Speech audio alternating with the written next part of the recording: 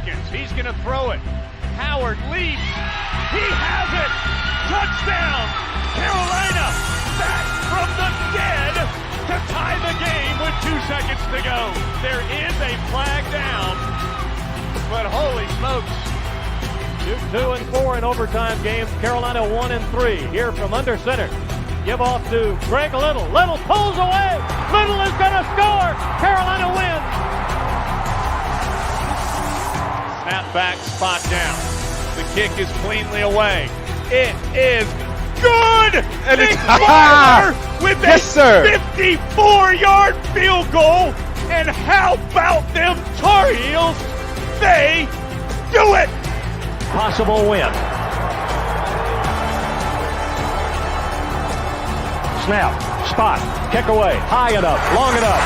It's good! It's good! Carolina has won the game on a 42-yard field goal by freshman Hunter Barnes. In his end zone. The punt, very high.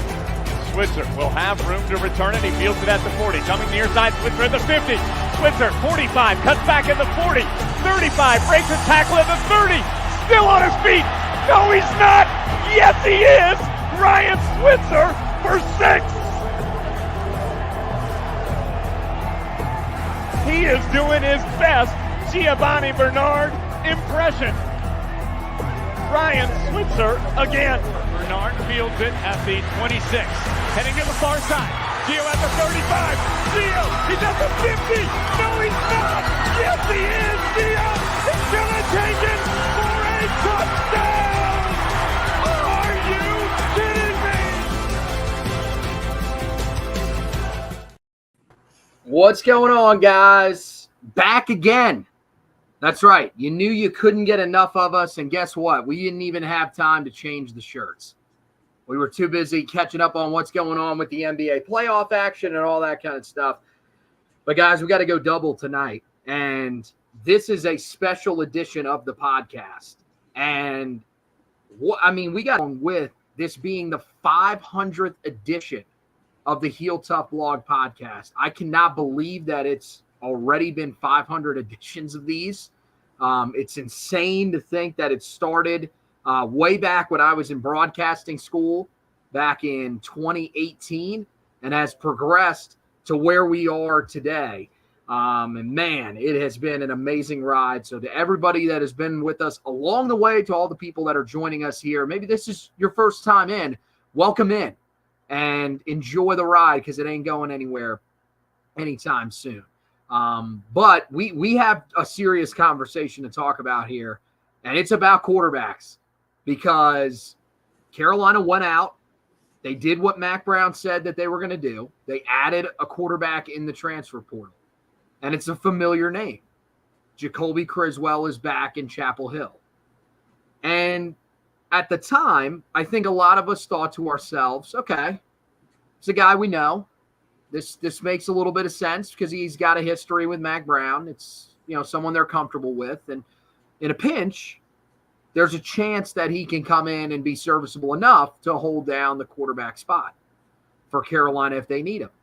Well, now, and this was something that really started to crop up last week, a lot of people started talking about, hey, is this a guy that's coming in to be the third string quarterback, or is this a guy that's actually coming in to compete for the starting job?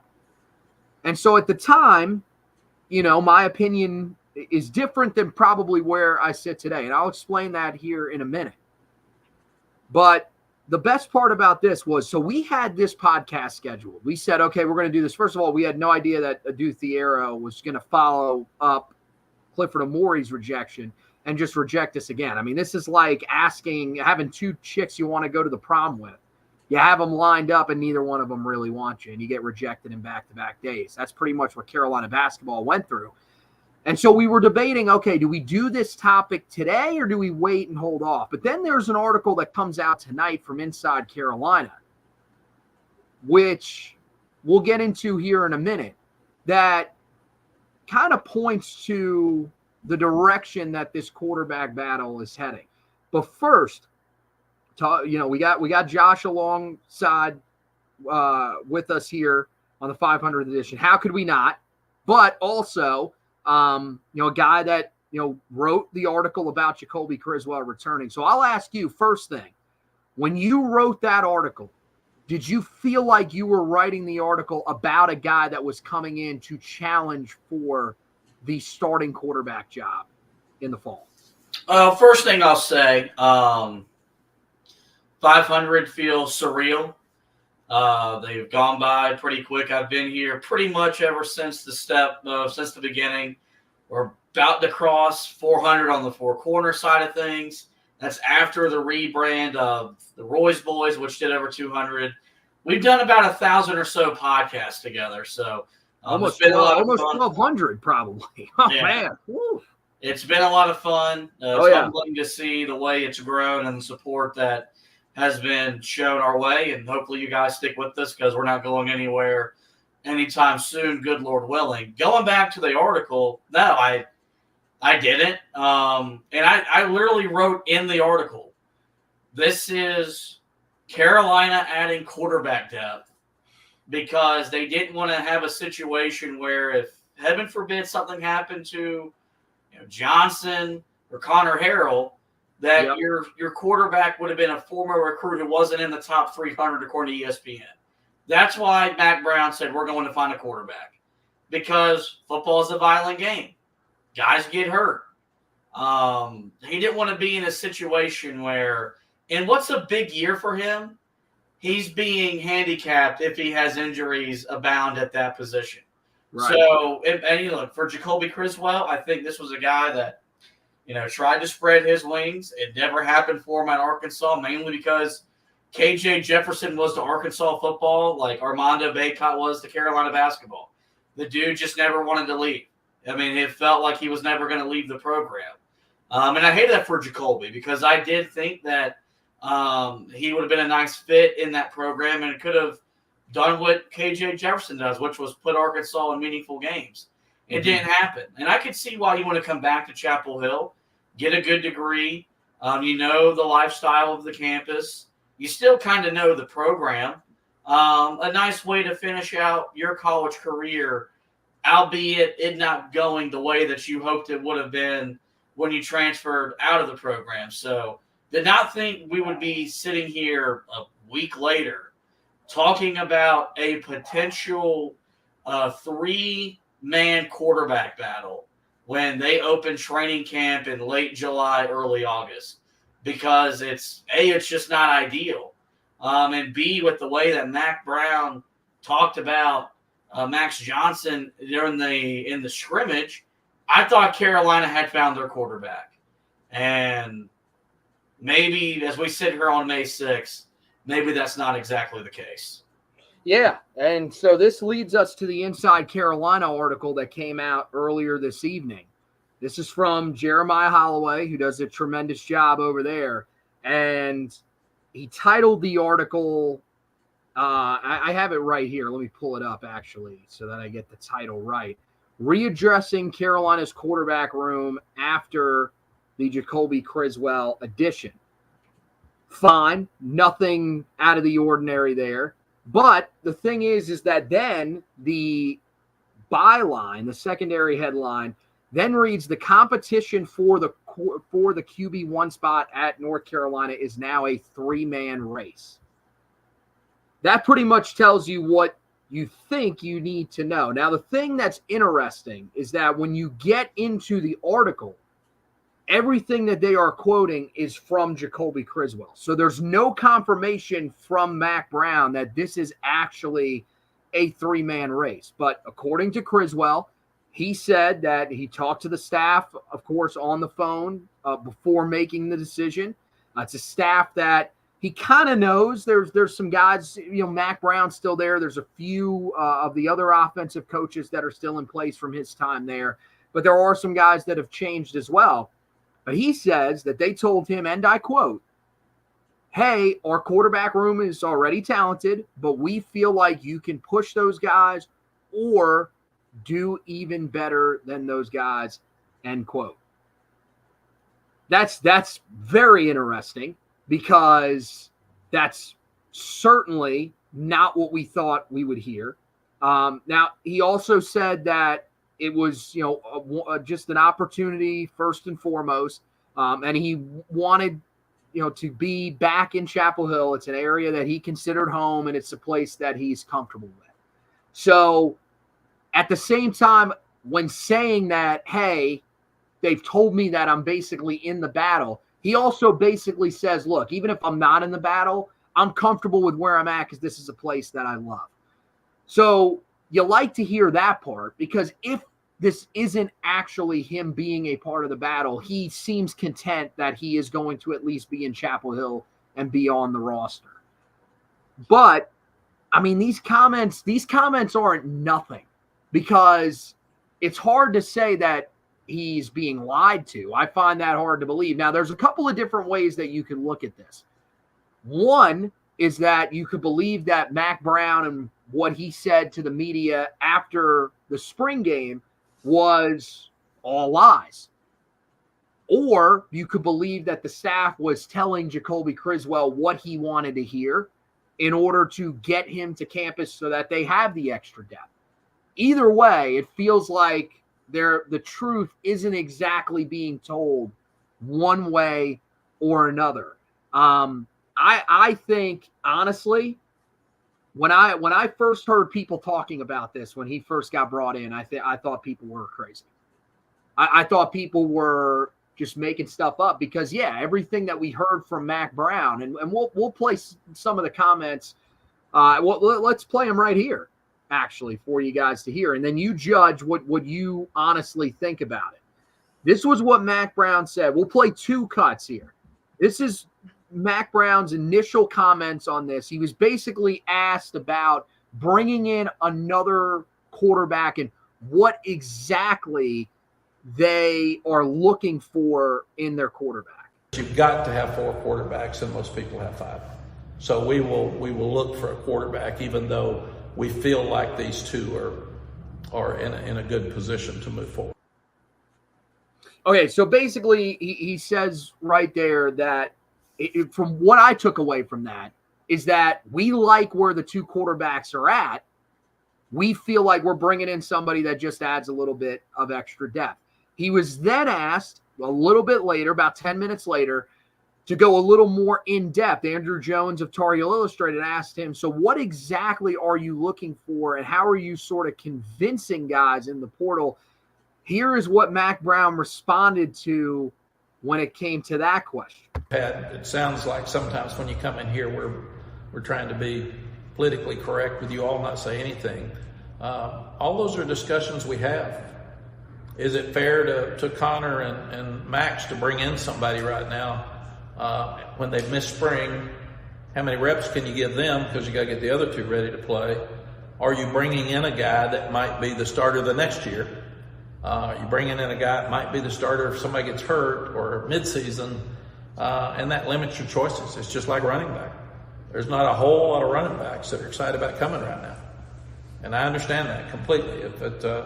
If Adrian Peterson said one time I told him not to come, well, what I did is he asked me, am I a starter when I walk on campus? And I said, Cedric Benson's the starter, and he's really good, and you'll get to work with him. You'll be rotating in and out. He wanted to be the starter. Well, with Omarion, it's kind of the same thing. Everybody knows Omarion, so the first question you get when they come in is, well, what about Omarion? I said, he's really good, and he's going to play, and he's going to get a lot of touches. So same thing with quarterback. How many can you get ready? So that's kind of what we're looking at right now. We need a 4th one. How does it fit? It's got to be the right mix. It's got to be right fit. It's got to be somebody who understands that the first day you get here, you're not going to be in that mix as a starter. And that's just what you have to tell them. You have to tell them the truth. So the last part is the most important part there. Now, I left the other part in there because he basically tells the story of Adrian Peterson potentially coming in, playing over Cedric Benson. It basically tells him you're going to be reserved to a backup role. So everything that he's saying right there, and especially with what he punctuates it with, that would seem to indicate to me, I mean, he said it right there. You're not going to be a part of the starting quarterback battle. So what I'm hearing is unless you are somebody that comes in and just blows this staff away, you are not going to be a part of the starting quarterback battle. I mean, to me, that shows you, like, I don't know, and maybe you feel different than I do. This is literally direct contradictions of what each guy is saying. Jacolby Criswell is basically saying, they told me I have a chance to be in the starting quarterback battle. Mac Brown says, we're telling whoever's coming in that we've got our two guys. You're coming in as the backup, and unless you blow us away or they struggle that bad, you're going to be the third string. Yeah, I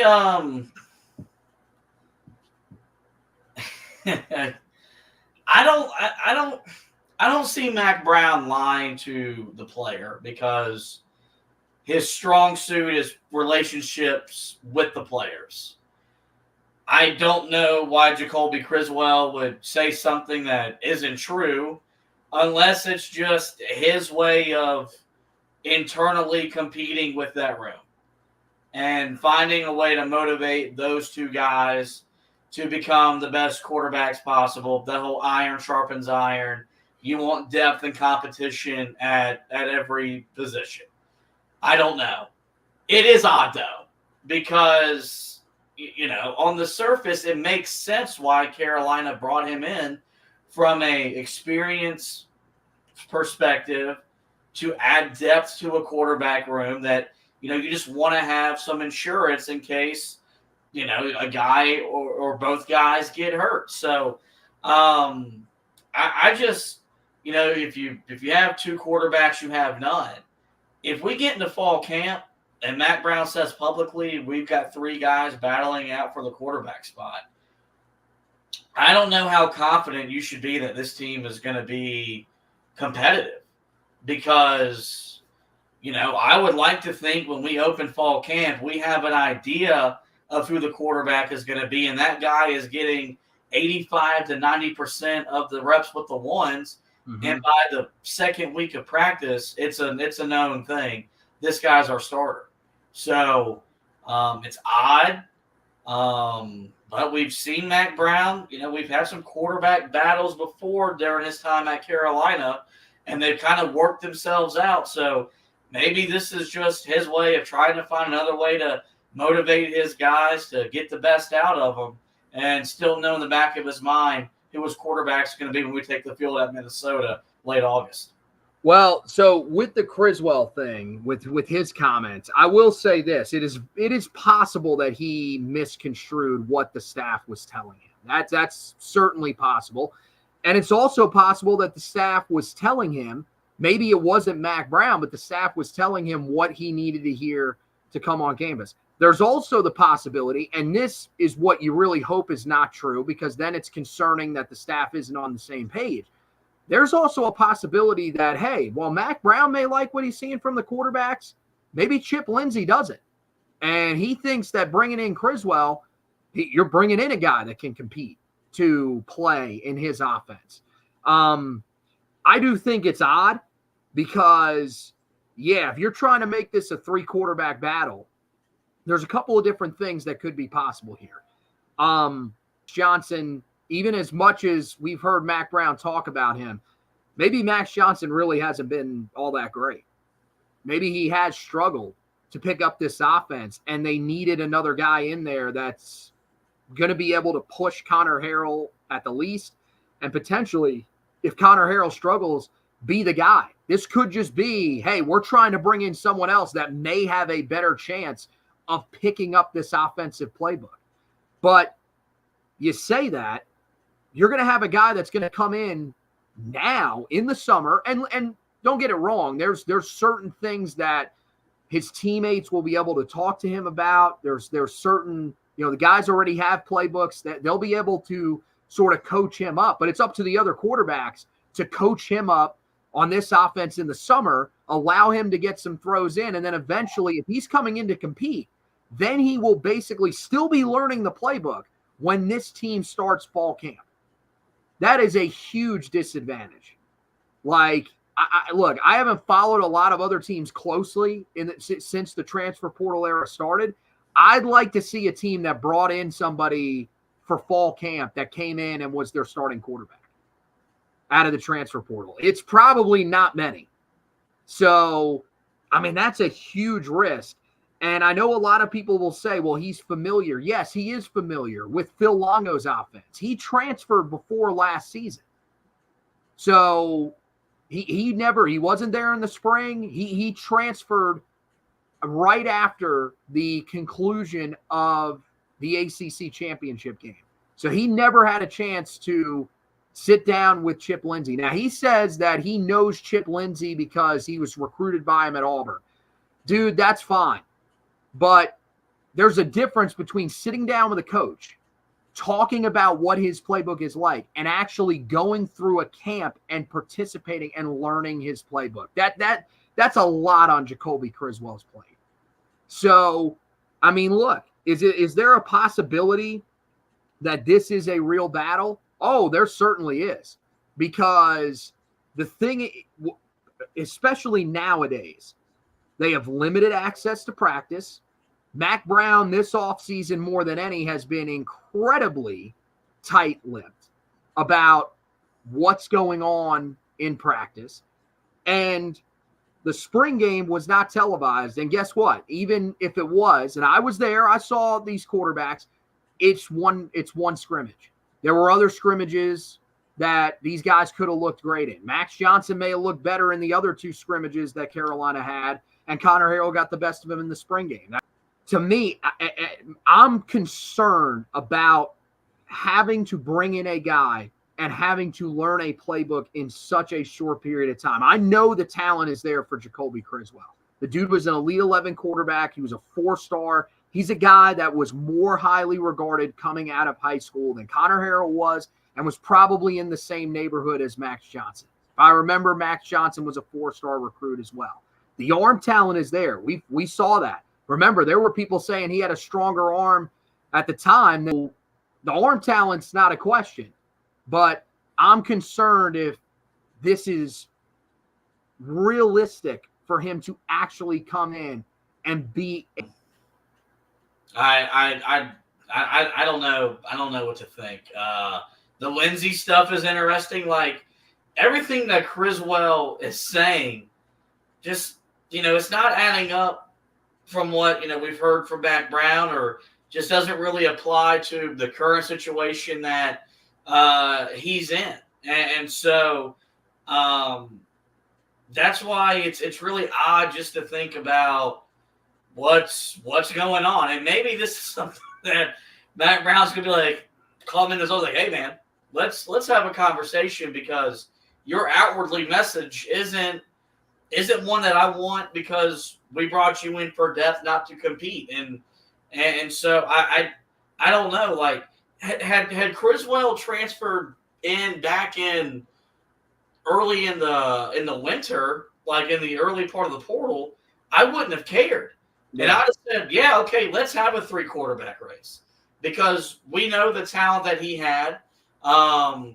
This guy transferred away from North Carolina not because he wasn't good, but because two guys named Sam Howell and Drake May played quarterback while he was on campus. Yep. That's what hindered him from getting into a position to be Carolina's starting quarterback. So, the timing I think makes sense for what Carolina was looking for. The timing doesn't make sense for what Criswell is saying. And hopefully we get some impromptu clarity from Mac Brown, at some point, because I don't think it's fair to us as a fan base to not know going into the summer what our quarterback position looks like, and what is going to be a massive season for Mac Brown's future at North Carolina. Well, I'm going to let you in on a little secret. He does not care about what we think about the position. He's not worried about that. He's worried about what is going on within the program. He knows. I mean, he said it before. He said it with Sam's quarterback battle, and he said it with Drake's. They knew leaving the spring where those battles stood. And they basically got confirmation in the summer from guys that said, yeah, these guys. Now, he tried to say, and maybe this is true, he tried to say that Criswell and Drake were pretty neck and neck leaving the spring, but Criswell got banged up in the summer. He wasn't able to throw as much with the guys, and the receivers got a look at Drake and were like, no, this is the guy. And so, look, if that's the case, then, man, maybe this is a guy that has that talent coming in. That's my thing, though. Like, you look at, and I mean, you look at his numbers that he's had so far in his career. I mean, he's played sparingly, but when he's been in there, he's been pretty good. I mean, last season, 17 to 27, 143 yards, 3 touchdowns, no interceptions, 23 carries, 44 yards. Didn't show the mobility that he did at Carolina, but he did start a game last year. It was actually his second career start. 12 of 20, 96 yards, a touchdown, no interceptions. The thing is, that doesn't really impress you, but you have to realize who it was against. It was against Missouri, who was a team that eventually went on to win a New Year's Six bowl game. So, that's a tough spot to be put in. His teammates around him have pretty much quit because that was an Arkansas team that had much higher expectations than what they were a year ago. You look back at his time at Carolina, played just 116 snaps, but was 18 of 31, 204 yards, a touchdown and an interception, 20 carries, 163 yards, and a touchdown. The one start that he made at Carolina came in November of 2021, and it was in place of Sam Howell on his senior day against Wofford. Remember, Sam was banged up. Carolina wanted to save him, have him ready to go for the game against NC State. He went 11 of 19, 125 yards, no touchdowns, no picks, 5 rushes, 66 yards, and a touchdown. He was removed in the second half. Carolina went to Drake May to get a look at him. That was, of course, sort of setting the stage for their eventual quarterback battle in that next spring. So, I mean, look, the numbers are solid. He's shown some really good things. But I just, to me, like, I think he's got to come in because of the timing. And it's got to be one of those situations where he's coming in.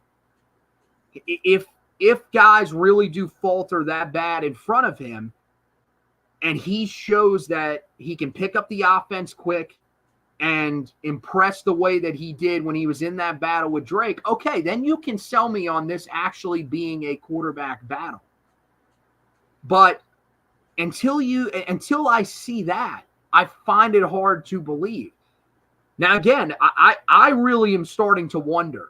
I'm starting to buy into the fact that maybe this isn't a 3-quarterback race. Maybe this is actually going to be a 2-quarterback race.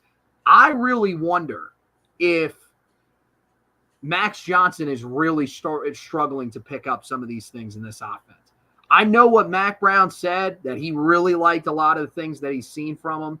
I also think that Mac Brown is an uber positive guy. I think that he's a guy that we've seen it, since he's been back in Chapel Hill, that you have to take just about everything that he says in the media with a grain of salt. And I saw in the spring game a guy in Max Johnson that at times looked a little timid, especially when it came to going downfield.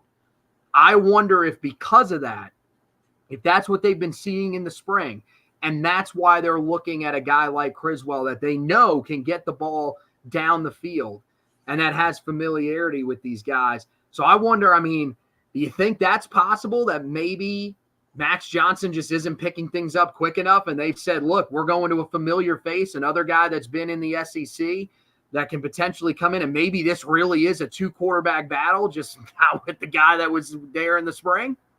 Yeah, I mean, I do think it's on the table. I wasn't thrilled about the addition of Max Johnson when he came in from, A&M. I know that Carolina loved that his experience in the SEC and his ability to protect the football, like those are very much real. Like, what was he, like a 47-12 touchdown to interception ratio? Like that's not by accident. But it also might be because does he push the football down the field? Does he make the type of throws that can change the course of a game? Does he have the ability to make those throws? Carolina's had that quarterback the last 2 years, or the last two quarterbacks in Howell and May. Kind of gets spoiled when you're used to having that at the quarterback position. And we've seen what having those two guys has done for Carolina. One took you to an Orange Bowl. The other took you to a 9-1 start and a 6-0 start. So I wouldn't be surprised if, maybe Carolina, when they reevaluated all the spring practices and stuff, they looked at Max Johnson and said, he might be athletic, but he doesn't do what we need him to do in the offense. Let's go find someone else to maybe either push him to do what he needs to do or can just do it. And I think Jacolby Criswell is a guy that can do that. And so I think it's going to be interesting. I wanted Connor Harrell to be the quarterback going into next year. I thought I saw enough in the bowl game where you could build around him, albeit he had 2 interceptions. And, it's unclear how it's shaken up now, but I left the practice thinking Max Johnson was our quarterback. I sit here today and I don't know who our quarterback's going to be. So when we get to the fall, I mean, ultimately, what do you think's going to happen? Do you honestly believe that it'll be 3 quarterbacks wide open, or do you think that this is a scenario where maybe even in the summer some things start to get worked out and at least they get down to 2 quarterbacks? Matt Brown's coached football a long time. Yeah, that's a fact. How many teams that have a three quarterback race end up having successful type of seasons? I'm gonna bet that answer is not as great as you need it to be to justify having a 3 quarterback race. I think when we get to camp, he might say publicly it's a 3 quarterback race. I think in practice, in private, it'll still be a 2 quarterback battle. And I still think ultimately it'll be between Connor Harrell and Max Johnson, but I do think maybe there's a door there for Jacolby Criswell to battle if Max Johnson isn't doing the things that they expected him to do upon him transferring in from A&M. Yeah, I mean, look, man, I think going in, there's a chance that it can be.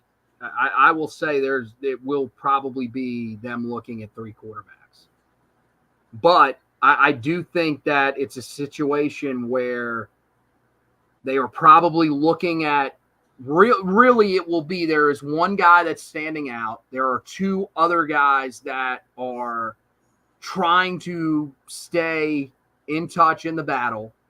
And if Criswell does enough, then he will be the guy that will push. I think Connor Harrell. I will say this. I think if somebody is getting removed from this race, and if it is only a 2 quarterback battle, I don't see any way possible it's Connor Harrell. Not after what I saw in the spring game. I think there's too much upside. I think he fits what Chip Lindsey wants to do with his ability to run the football. I really, and I'm telling you, if I'm leaning towards a guy, I think there is a chance that Criswell is being brought in because they want a guy that they know can push the ball down the field. They want this offense to be explosive. And I really am starting to think that maybe Max Johnson didn't show them what they wanted. He's a veteran, though, and part of the reason that they may have said in that post-spring presser, the reason that Mac Brown made those comments that you heard is because they wanted to keep him in place just in case something does go that haywire and they do end up losing Connor Harrell to injury, or maybe they lose him and Criswell to injury. You'll have a security blanket that's there and a guy that's been around a long time. So I think that might ultimately be what you see end up working out when it's all said and done. The last thing, as you sit here right now, I've seen some people that have said that they are worried about what this means for the quarterback position. Do you think that right now you should be panicking over the fact that Carolina has brought in a guy like Jacolby Criswell and there is a chance that he is competing for that job? No, I mean, I think it's kind of the nature of what you do in the transfer portal era. Because I think if Tad Hudson wouldn't have transferred, I think Carolina would have given him the opportunity to work his way and maybe make it some sort of a battle. So, and look, the thing about the portal is it taketh and it giveth away. And sometimes you can add to your roster and put yourself in a better position. So, no, I mean, I think I'd have been more frustrated had Carolina not added a quarterback than going back and re-adding Jacolby Criswell to the roster. So, no, I think this is just a part of roster building in the modern college football transfer portal NIL world. Yeah, look, I'm not panicked right now because we are still so early. You got to go through the summer, and Mac Brown's talked about how important that is. I will get worried if we get to the second week of fall camp and there's 3 quarterbacks that are still battling. Then I'm going to start to get worried. I got to be honest. If you're a week into fall camp and there's 3 quarterbacks taking first-team reps, then you're really starting to get concerned because it's like, okay, you're splitting first-team reps that are incredibly valuable to whoever's going to be your starter. So that's probably when I would be concerned. I will say this, though. Greg Ward brings up a tremendous point here. If Jacolby Criswell was to somehow win this job, that would be some kind of story if he ends up actually being the starting quarterback after what his journey has been. It would be tremendous. But I got to tell you, there would probably be a lot of chaos and anxiety along the way.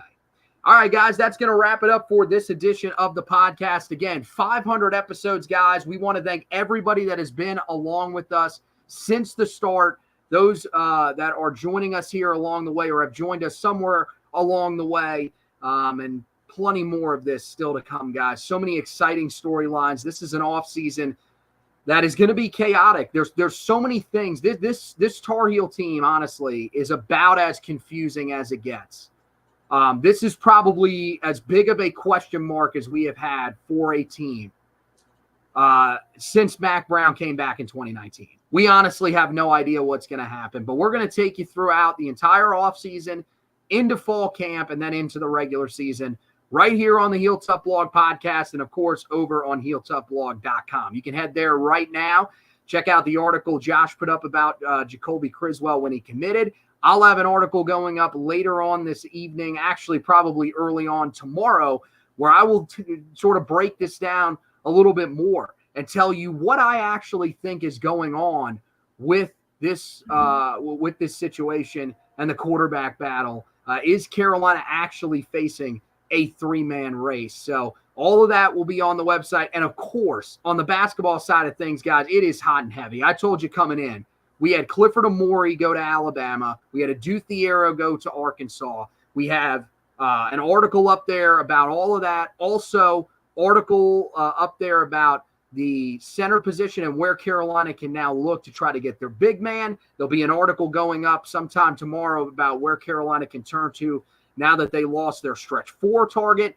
All of that stuff on the website, and, of course, all coverage throughout the rest of the transfer portal and into the offseason for Tar Heel basketball. Guys, the easiest thing to do every day, check that website and make sure you're up to date on everything Tar Heel football and basketball. But for now, that's going to wrap it up for this edition of the podcast. Want to thank Josh for hosting with me. Want to thank you guys for watching and listening. And as always, go Tar Heels.